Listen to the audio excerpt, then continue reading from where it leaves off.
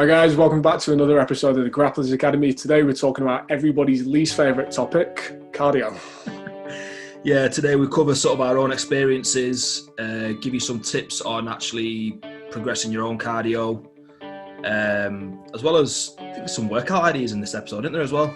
There are definitely some workout ideas in there. So for everybody who doesn't like just going for a run or going for a swim, we've got ideas on how you can use resistance training in part of your cardio as well. And there's a lot of talk in there about the useful benefits of heart rate monitoring during your training. Definitely, I know. So we do touch on a little bit on recovery, but that's going to be in a future episode where we dive deeper into that subject.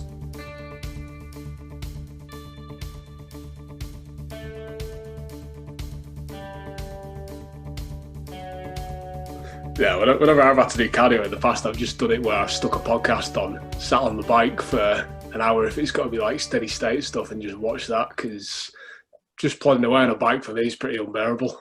Yeah, no, same. Like, I've been doing it recently. I have enjoyed it, but having the sort of like visual stimulus of like flow grappling or some sort of matches or things like that have massively helped keep me going with it. Yeah, it's like I used to working at a big commercial gym, like people who just come week in, week out for those spin classes, and that's what they like, but it wasn't my idea of fun, which is probably why I've always gravitated towards doing martial arts. It's like interactive cardio, basically, where somebody's trying to murder you, which always makes it a little bit more exciting. Or you're doing the murdering. Oh, well, yeah, I prefer that, to be honest.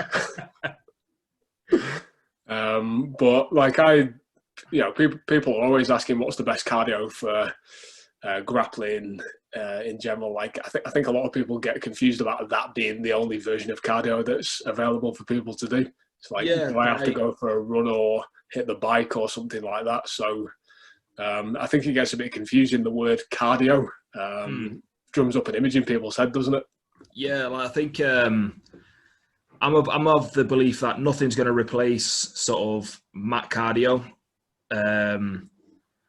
But yeah, like whenever you mention that word to somebody, they're always convinced that you're asking them to go for a 10-kilometer run or getting on a spin bike, doing a HIIT class, and it's sort of they don't associate any other form of training really with cardio.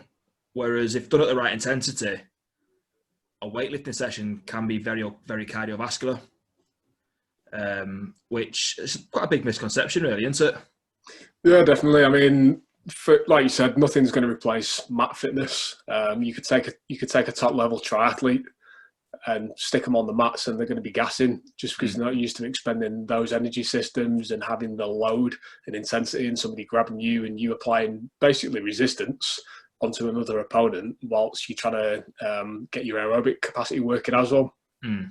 Because there's like general preparation for cardio, which everybody probably should be doing in some format or another, whether that be steady state stuff, 30 minutes to an hour or whatever, where you're just trying to keep your heart rate ticking over, or you've got the interval training, like you said. I would consider that to be general preparation for just being generally fit for on the mat.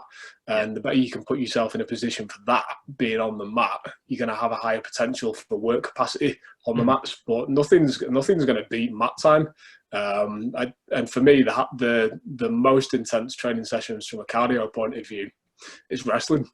Yeah. Like, I don't know what you think about that, but they're always the sessions that get my heart rate up there the most and feel like the hardest work. Oh, 100%. Like, even just as something as simple as hand fighting and pummeling, like, you're trying to lean and make your opponent carry your weight while they're doing the exact same thing, as well as trying to assert a dominant position to then explode in an opening. And if the opening's mistimed, then you've got to fight to get back to your feet to find that second opening. And essentially, it's a non-stop battle where your heart rate's probably over 150 for the majority of the round, which I think if you ran or did a cardio session where you're trying to maintain a 150 BPM for a prolonged period of time, it's very, very taxing. And I've worn my heart rate monitor when I was rolling with Cam recently, with the elite session things, and I hit 180 BPM. Yep. And that was like for a lot of the round, and I felt horrendous afterwards. Well, I mean, for you, that's pretty much got to be near maximal, hasn't it? You've got to be like a 90% plus threshold for a 180 BPM. I think for steady state stuff, if people are going out there and doing an hour, they want to be hovering around about that 80% average, somewhere between 70 and 80% for an average heart rate. So, you know, a normal person, that's going to be something like 160 or something like that. If you're doing those interval sessions, yeah, you're totally going to be pushing up to like 180, 90% threshold. But for an average for the duration of a session, and it probably wasn't too dissimilar in the session that you're talking about, you probably sat at about 70% for an average with your peaks and recoveries. But yeah, I just find it a way more interactive version of doing it. And grappling, wrestling particularly, that intensity is always there. There's not really a break, especially if you and your opponent are willing to engage throughout all the round. Like jiu-jitsu on the floor, you can take a break. Striking, you can take a break. Wrestling is fully engaged all the time. There's no real opportunity to take a break and disengage because you're not wrestling anymore. So it depends what your partner's willing to engage on as well. But if you just want to go for it and hit those takedowns, even on a warm-up, 1-for-1 takedowns done at a decent intensity, you're getting all the way down to the floor and you're getting all the way up off the floor. It's like burpees with the resistance of another body on top of you. And, everyone can attest to how nasty burpees are if done for a decent enough volume. But I've been training heart rate monitor training for me and with my clients for probably 7 or 8 years or something like that. So loads of work with that, loads of data collection, and it's really interesting. I probably rate heart rate monitoring as probably the king in terms of leveling out what you want to do for cardio. It gives you a really good indicator, and particularly for sports like what we do, it's that recovery. So being able to monitor and gauge how quick you're able to recover within a certain period of rest after hitting a certain intensity of work is massively important for me, especially when you're working with sports where there's rounds and you've got fixed time limits to recover in between.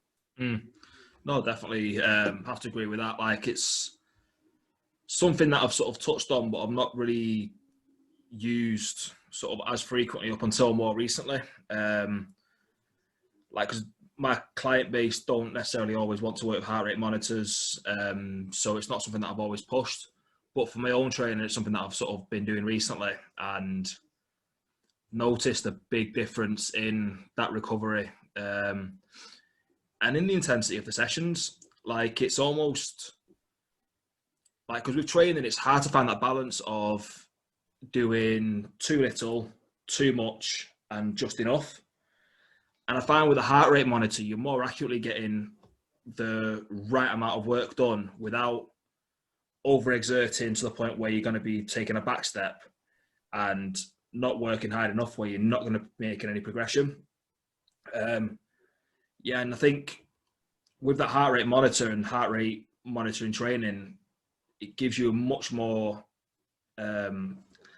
gives you better numbers and better statistics to work towards for when you're trying to hit those numbers, and you can measure, okay, so everything's working right. You work at this heart rate for consistently throughout the session, and over time your resting heart rate is getting lower. So as a byproduct, your cardiovascular fitness is going to be improving, which for me, like I said, the data, it speaks for itself once you start doing it regularly and sort of monitoring it.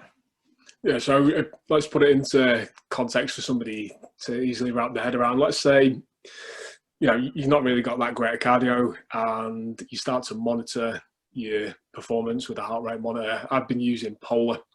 They're a pretty reputable company, probably one of the best ones. I know Garmin's stuff out there as well, but I really like the Polar system. It gives you a live readout of what you're doing at the time. You can see it. You can see accurately your BPM, and it'll show you what percentage zone you're working in as well. So let's say somebody who's like 30 years old and probably going to have a max heart rate of somewhere around about 190 or something like that, somewhere in around about that threshold.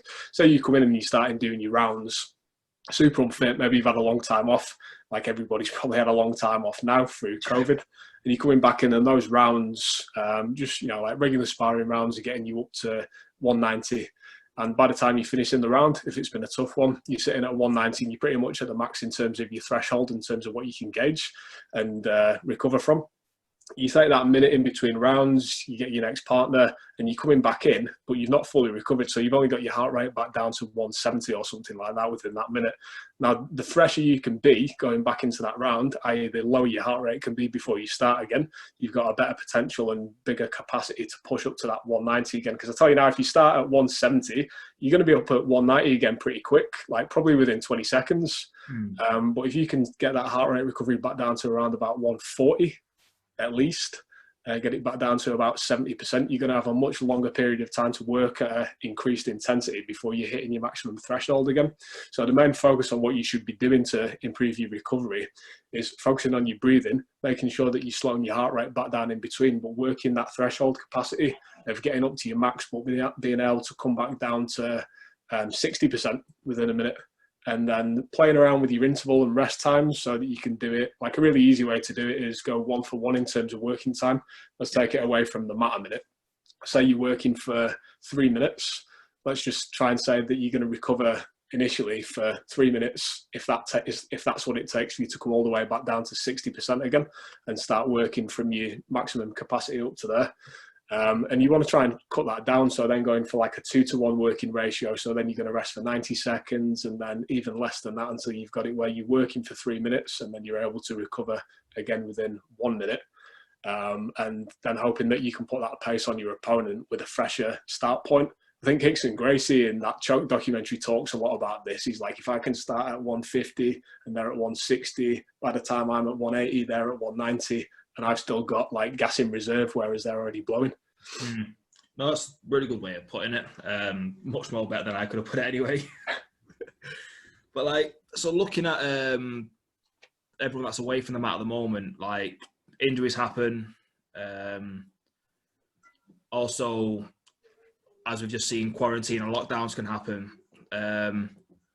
Other than mat time, then, have you got any sort of ways that you train your cardiovascular sort of fitness to prepare yourself for the mat?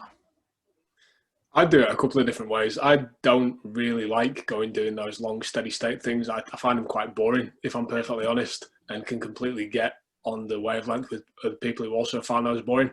Other people are perfectly fine doing it. You know, I'm happy. I've gone through periods where I've done some, 5-10Ks, 30 minutes up to an hour of just going running. But I get pretty bored with that quite quickly. I prefer something a little bit more interactive, and I actually prefer doing interval-based training myself. And like you said in the beginning, you can do that with resistance. I like doing stuff like with a Bulgarian bag, kettlebells, med balls. I use a sandbag fairly frequently and do interval training with that. And I think that's got quite a good transfer over onto grappling sports as well and striking sports because of the transverse loads that you're putting on your body. You're working your obliques, you're working your breathing against that resistance. So let's just say, for example, workout that I did yesterday with the sandbag, monitoring my heart rate. I was basically doing a pickup with the sandbag on the minute every minute and then trying to recover in between. Now, the sandbag's pretty heavy. It's 90 kilos. So getting that up and onto the shoulder is actually quite taxing and probably puts me in around about an 85 to 90% working heart rate. So then it's up to me to try and get that recovery back down within the 40 seconds that's probably remaining to be able to go and lift again, and doing that for 10 minutes straight. Now, although that might sound quite boring, it's only 10 reps, but you can also focus on your recovery and your breathing in between and start focusing on that working recovery and working recovery under load. Usually what I'll get other people to do, like skipping intervals or setting up circuits where it's interactive, but it's something that you can translate over to grappling skill as well, because, when we're grappling, we're not just running at a steady state. Although that is beneficial, I'm not saying that going for a run is a bad thing necessarily. I'm just looking for stuff that's got a higher translatable skill set over to grappling. I don't know what your thoughts are on that, but typically that's what I enjoy. And if I've got people who, my clients who are competing in combat sports, I'll try and get them to do something that's as similar to the output that they would be doing in a live match as possible. No, definitely. Like, I'm a I like a combination of the two personally, because I find the steady state stuff. Because when I talk about that, I'm doing stuff like steady state cardio at the moment. Because I'm working with Brotherhood, he's got me working between like a certain heart rate range, and for me, I find that quite valuable for recovery. It's not everyone's cup of tea. Like I will take my iPad and I'll put a podcast on, or I'll watch matches or a tournament, and I'll just sit there and I'll just be on the treadmill, uphill walk, getting the heart rate, and then if the heart rate gets too high, I'll bring the intensity down. If it's too low, I'll bring it back up, and so forth. But then I'm also a big fan of the style of like work where it's carrying objects and getting the heart rate up, and then trying to bring the heart rate back down, and sort of combining the two. Because I'm a massive fan as well of like sprint intervals.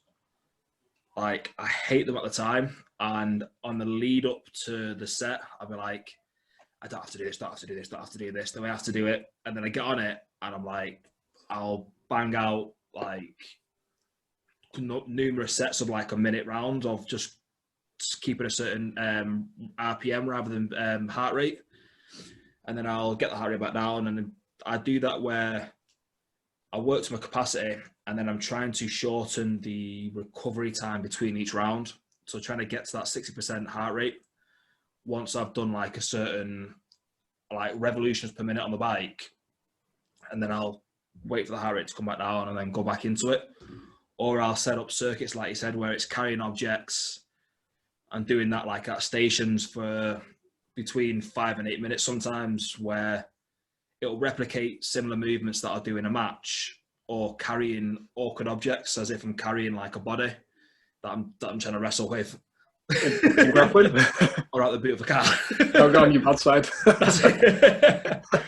But yeah, I'll sort of try and replicate certain things. But since using the heart rate monitor, I've noticed my actual cardiovascular fitness has improved more efficiently than not. Like prior to this, I'd be one of those where I'd like, I need to get fit. I'm gonna go run a 5K, and I'll get halfway around it, and I'm not a runner. I'm far from a runner, and I'll be halfway through, and I'll see the time, and I'm going, I'm keeping a good time here, but I can feel my heart in my throat, and I feel like I'm gonna throw up. So I'm like, obviously, I'm working sort of too high for what my body's capable of at the moment. So yeah, I'm noticing using the heart rate monitor and having heart rate ranges to work between the benefits of using that. Yeah, you could say the same about anything, couldn't you? Like, monitoring in statistics is always going to be the best way to progress. It just takes out the guesswork out of the equation. It'd be like coming into the gym with the goal of getting stronger and being like, well, I'm just going to lift heavier than I did yesterday. Yeah. And while that might work up until a certain point, you're probably going to plateau and hit a wall and actually stop you and limit your progress. Yeah, monitor it, whatever it is. Like, even if it's just a time, monitor the amount of time that it's taking you. Have different levels of intensity. So, you made a good point before about what is the purpose of the training. So, like, a recovery training session is going to be a completely different emphasis on the training to increasing that maximum capacity threshold. So, like, you ain't going to be working at 90% on a recovery session. Equally, you don't want to be working at 60% if you're trying to push your maximum capacity. Oh, definitely. So the top and bottom of it is what are you actually trying to get out of the session? Yeah. And then monitoring it accordingly and tracking that progress over time. And for me, the simplest way to do it is by monitoring your heart rate. It's easy for everybody to follow. It's unique to you. You could kind of most easily equate it to like what people call rate of perceived exertion. So like the RPE scale, it's pretty easily going to read out. If you're at 90%, in terms of intensity on your heart rate, it's probably going to equate to a 9 out of 10 on an RPE scale.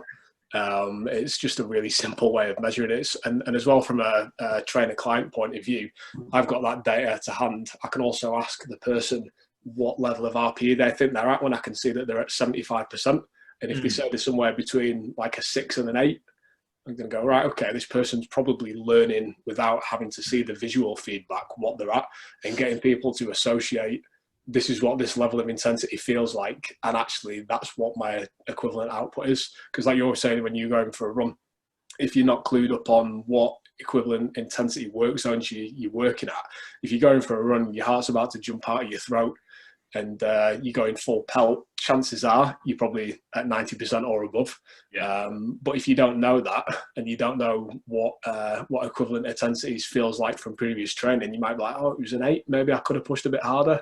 Or, well, actually, that's not beneficial data, and it's just guesswork. Yeah. So like anything else in strength training or cardio training, learn your body and learn how it feels when you're doing stuff, and have somebody who can help you along the path to learn what that data control feels like. Yeah. Oh, definitely. I think, like you said, having someone there to help you through that journey as well, because you tend to steer away from the exercise that you don't enjoy or do too much, so then you're not actually recovering, which we can cover recovery on a later episode. But that's certainly one thing that I've done frequently in my early stages of training. Doing too much because I didn't feel like I was doing the old in the old mindset of, if I outwork my opponents, then I will beat them. Whereas, no, if you outsmart them and you work smarter, then you've got a better chance. But if you outwork them, more likely to get injured, not going to recover properly. You're probably going to have negative effects for your training. But yeah, I think, like I said, having someone there to sort of guide you through and be like, okay, maybe stick to this cardio because it seems to be the numbers seem to be showing that your resting heart rate's improving here, and if it's not broke, don't fix it. Let's keep working at this. I think a good one for me is, like, people talk about what they don't like doing, what they do like doing. Some people like running, this and that. You can go for a swim. You could literally, for me, you could do whatever the hell you want. I don't care what you do. Yeah. What is the desired outcome? Is the desired outcome that you get stronger? Well, what's going to be the easiest way to facilitate that? Then we'll do that. Doesn't really matter whether it's fun or not, because we can find something that's fun that you're going to enjoy to do to get the same outcome. It doesn't matter. There's loads of stuff you can pick from. It's the same with cardio. Like, pick something that you've enjoyed doing that you're going to be more inclined to do, and you're going to stick to it. Yeah. Then we can go towards the outcome doing whatever you pick. It literally doesn't matter. If you like swimming, great, we'll go and do swimming intervals and get you the same heart rate, variability and recovery that way. If you like running, go and do that. If you want to hit the bag, go hit the bag, go skip, go slam a med ball. It literally doesn't matter. And this is a good thing that people should get into their heads as well when they start to consider like what they choose to do. I think a lot of people, and certainly in my experience, they come to you with their desire is to pick the outcome based off the exercise selection. So they'll come to you and be like, oh, I really want to do kettlebell swings. I like kettlebell swings. It's like, well, but the goal is I want to grow a bigger chest. Like, yeah. Right, okay. Those are probably the two most polar opposite examples that you could get, but it's a good example of the point that I want to make. That exercise selection coming before the planning of the overall goal isn't going to get you to where you want to go. No. Most efficiently. So pick the desired outcome first, or understand what that is, and then make exercise selection based off that accordingly. And it's going to get you to your goal way quicker. And there's loads of different ways you can do it, but it's just being smart about it rather than prioritizing exercise selection first. Exercise selection, for people who don't know, literally just means picking your workout based off what exercises you enjoy doing. So like leg press is exercise selection, lunges exercise selection. It's just individual exercises. Yeah, it's that's very common amongst. I think it's common amongst most people, to be fair. That exact scenario. Like, I want to, like, what a common one that I come across as well is sort of like, I've got an injury over this joint, but I like doing this exercise which crosses this joint. It's like, well, yeah, but we need to fix that joint first before we start to load it back up properly again. Or even like, I want to get fitter, but I don't like to work hard. It's going to be a pretty tough one. Yeah. Yeah. But you could get fitter within that. Within that very broad definition of the statement, you could get fitter by not working very hard. It'll take longer to get there. Yeah, definitely. It's like putting what is the old saying? It's like putting the cart before the horse. Yeah. Yeah, is the simplest way to think about it. So let the horse be the thing that dictates the destination that you go, and then you just stick all that exercise selection in the cart and let it take you to your destination.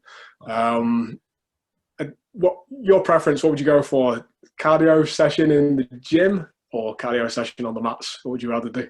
Mats all day. Mats all day. Totally. Like all day. Like where because I'm at the moment I'm monitoring like the amount of minutes that I'm getting like sparring, and I'd much rather accrue an extra 20-30 minutes rolling than I would go and just do like any form of the cardio. Like yourself? I'd rather be on the mats all day. There's a reason why I pick, and that's the case, is because it's fun. Yeah. That's the point I was getting at. It's fun. Like, you enjoy doing it. You're not thinking about it while you're doing it. And that's the easiest way to ensure that you're going to adhere to whatever protocol you've got. And you can do those higher intensity and lower intensity days on the mats, or sparring. If you do striking, you can do it striking. Have those sessions where you go heavy and you really push your heart rate up, and then have the recovery sessions as well. All depends on how much you're going to train.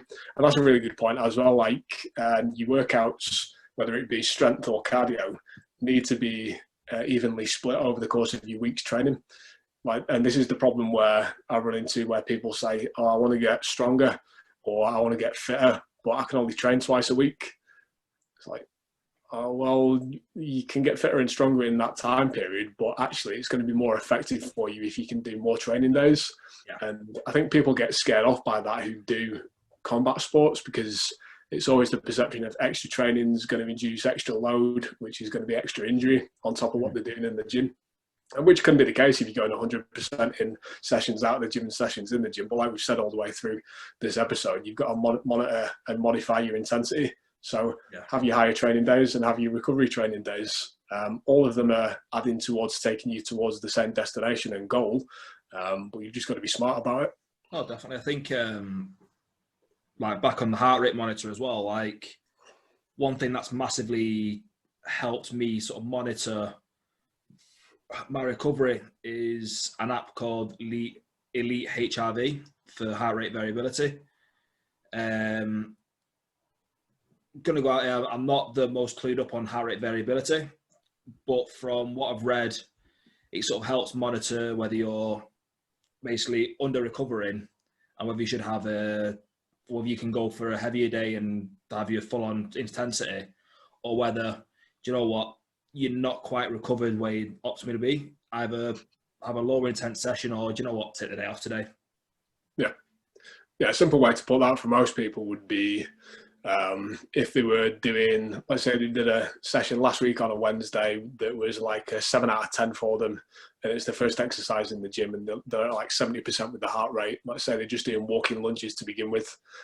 If you come in the gym and that's your first warm up for the day and you've not done anything else, maybe you've not had a great night's sleep, maybe you've eaten poorly the night before, you've gone out drinking, whatever it is, you've had an argument with somebody and you're stressed out, whatever, you've got too much work on.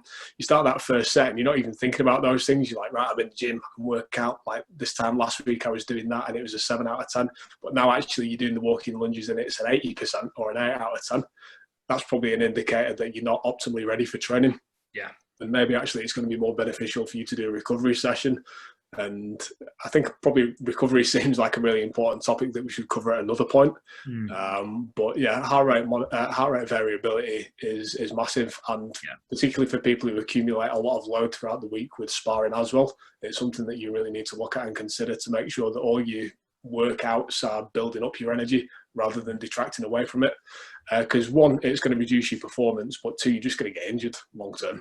Yeah, no, definitely. I think for those that are using heart rate monitors that aren't on Elite HRV, it's something that I'd recommend getting, as it's given me great guidance on basically what workout and how intense I should be going when I am sparring, or when I can get to sparring. But like, sort of before we sort of wrap this up, one thing that I'm a fan of as well sometimes is doing workouts or sort of short-term sort of intervals where I know how hard it's going to be and how tough it's going to be, but doing it as a way to obviously like work on the cardiovascular side of things, but challenge myself mentally as well to finish the rounds. No matter, like, as long as I keep moving, I'm going to finish the round. So say I set like a 5-minute window up, I won't stop moving for that 5 minutes for said exercise. Do you do anything like that, or is there anything that you sort of do similar to that kind of thing? I absolutely do something like that. And the thing that I do for that is go for a run, because Brilliant. I hate it. Yeah. I hate running. It's so boring. It like pushes me, the paces that I run, it pushes me up to like 85, 90%. I just want to stop all the way around. I hate it. But this is the benefit about going out for a run and mentally getting your head in the zone for doing something that you don't want to do. You can be anything that you want, like you were just saying, but not giving yourself the option to quit. And even sometimes as well, actually, what's more beneficial to do if you're training it from a mental point of view is go beyond that barrier that you'd set yourself initially, and see if you can mentally push past that. Because a lot of people break way too soon. Like, they'll set out to do a 5K, and then they're like, right, I'm not going to stop all the way around this 5K, but they get tired about halfway, and they're like, I'll just take a little break now and tie my shoelaces, or I'll stop at these traffic lights even though there wasn't a car coming, or whatever it is. And it's like, no, stop being a bitch and just run through it and build up your mental endurance. That is probably the only reason that I go out and do a run and plug through it. Because I'd much rather do something else and could get the same benefit from it, but I don't get the same mental endurance as doing that. So yeah, that's what I do. Oh, definitely. Like, I've just discovered because my old version of that was doing the Airdyne bikes, and trying to get 2 minutes of keeping above a certain RPM. And like, I can do a minute comfortably, but once you get to that 1 minute 10, 1 minute 20, that voice is there and it's saying, you can stop now, you've done a minute now, you can stop. And then you look down and you see the RPM drop, and then you're trying to get everything you can into the working joints to keep that RPM above what you've set in your mind as the minimum. But yesterday I found a new version of that, which was a 5-minute round on have you seen the unassisted treadmills? Yep. So I was on one of those, set the resistance to the highest, and just 5 minutes of constant driving through. Like, a minute, and I was like, oh, it's all right, this. 90 seconds, I was like, why am I doing this? And it was just one of those, like, I just tell myself, one more minute. But yeah, like, cardiovascularly, I felt broken afterwards, but mentally I was like, right, I can take on the world now. I've got a little test that I've been doing with people for 5 years. I came up with it about 5 years ago, and not only is it physically challenging, I think you've done it as well, or you've had a couple of people do it. It's mentally challenging because it starts off easy. There's a 10-minute time limit for the workout in total. It's using a kettlebell and your body weight, and it's an increasing interval on reps. There's 4 exercises, and you've got a 10-minute time limit to get through the set number of reps of all 4 exercises that it is. I love doing that one with people and just watching them break, particularly when they get to the point where they realise that they're not going to complete all the reps within the time limit. And you can just see that point where it's like, oh, I'm just going to quit. But it's important not to quit, because actually if you only get up to like 200 reps or something like that in the 10 minutes, then that's your new goal for next time you come in. And you need to try and get up then to 215 reps in the next time if you don't complete it, ultimately pushing to that point where you actually finish it within the time cap. It's strength endurance, it's cardio, and it's mental. Like, I love it. It's my favourite. It's horrible. It's probably the worst 10 minutes of everybody's life. The Fibonacci one. It's the lateralis test. It's the Fibonacci sequence, 2 up to 21. You can do it with the blokes are supposed to do it with a 20-kilo kettlebell to start off with until they finished it within the 10 minutes. Ladies can do it with a 12 or a 16. The last time I did it was with a 32-kilogram kettlebell, and it was horrible. I've never wanted to quit so hard in my life. I got to the last set on the thrusters, which is the second to last exercise, and it's 21 reps. And I was like, right, I'm going to break this up into sevens here. I'm going to do 7, then take a little break, 7 again, take a little break. So I'd already made that agreement with myself at the beginning. Did the first 7, put it down. I was like, oh God, like, I didn't pick the kettlebell back up again for 30 seconds. And then on the second round, I was like, I've got to finish all 14 here because I've not got enough time left. So I murdered myself doing the remaining 14 and then went straight into the sit-ups. I've never done sit-ups so hard in my life. And I had to push myself. I thought I was going to die. I finished with like 5 seconds to spare. And it was the worst feeling I've ever had in my life. You know when you do really intense cardio and you get that like copper feeling in your throat? I probably gave myself the flu for about 2 weeks later. And, that's a perfect example of pushing yourself too hard and doing something stupid. But I did it. That's what's important. That's the key thing there. But yeah, I think next week we'll cover recovery. Especially because it's got quite a bit in this session, in this episode, and I think it's probably, along with strength and conditioning, I think it's one of the most misunderstood aspects of actual training and fitness. Again, everyone's got that mindset of, I need to outwork everybody rather than working smartly. And if you're not breaking yourself, then you're obviously not progressing, which, as we both know, that's not always the case.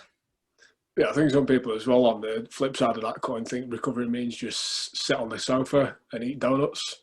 Yeah. Some cases, if you're a bodybuilder, and I've seen some arguments for that. Yeah, I can attest to donuts putting 20 kilos on my PB on a deadlift. So there's something to be said for donuts and training. But yeah, totally. Like, we need to talk about recovery. We need to talk about nutrition. Like, drop in the comments as well anything else that you guys think we need to talk about in terms of fitness or strength and conditioning for grappling. Do you think it's different for grappling versus striking? What's your experience with it? Do you prefer doing it on the mats? Do you prefer doing it in the gym? Do you hate going for a run as much as me? Or would you rather bang some weights around and do some strongman style stuff? Whatever it is. No, definitely. And if you liked what you listened to today, don't forget to make sure you hit the like button, subscribe, and share it amongst all your training partners and all your network. The more people we can help with this, the better. And obviously, if there's anything that you want us to cover or any questions you've got regarding today's episode, drop us a line and we'll do our best to answer it. Yeah, we've got some upcoming interviews coming fairly soon in the future as well. Won't reveal who the guest is just yet, but any other suggestions on people that you want to get onto the show to talk about whatever topics it is that you feel are relevant to grappling and improving your grappling, drop us a comment for that as well. Also importantly, Matt's interview that we put up the other week is now available as the first audio podcast that's available on all the podcasting platforms. So it's on Spotify, iTunes, Google Play. I think Google still needs to authorise. Google still needs to authorise. So at the end of this week, it should be on Google, but yeah, Spotify and iTunes. Yeah, so you can listen to us talk without having to look at our faces for a change, which is probably the number one most highly requested thing for the podcast so far. Minimize the window, man. Don't have to hurt our feelings. Yeah. Well, yeah, that's all on the Grapplers Academy. Everything's on the Grapplers Academy, at the Grapplers Academy on social medias, YouTube, and all the podcasting platforms as well are the Grapplers Academy.